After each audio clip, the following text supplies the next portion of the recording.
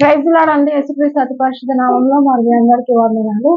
మరి చాలా మంది అంటే పొద్దునుండి రాత్రి వరకు ప్రేయర్స్ చేస్తూనే ఉంటారు. ఏమనంటే ప్రార్థన, ప్రార్థన, ప్రార్థన అని అంటుంటారు. కానీ ఫలితం మాత్రం ఏముండదు.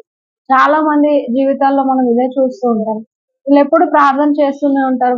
వీళ్ళ జీవితంలో ఎందుకు మరి దేవుడు కార్యం చేయలేకపోతున్నాడు అని మనం అనుకుంటూ ఉంటాం. కానీ ప్రార్థన పరులమైన మనం చేసే మిస్టేక్ ఏంటంటే, దేవుని వాక్యాలు మనము గైకొనకపోవడం. అంటే ఎదుటి వారిని ప్రేమించండి, ఎదుటి వారితో సమాధాన పడండి, లేదా మరి మీ జీవితంలో నుండి పాపపు క్రియలు ఏమైనా ఉన్నట్లయితే తీసివేయండి. ఇలాంటివి మరి దేవుడు చెప్పినప్పుడు వాటిని పెడచెవిన పెట్టి ప్రవ్వా, ప్రవ్వా, ప్రవ్వా అని పొద్దు నుండి రాత్రి దాకా మరి పిలిచినా కూడా ప్రయోజనం ఉండదు. అందుకే దేవుని వాక్యం ఒకసారి చదువుకుందాం.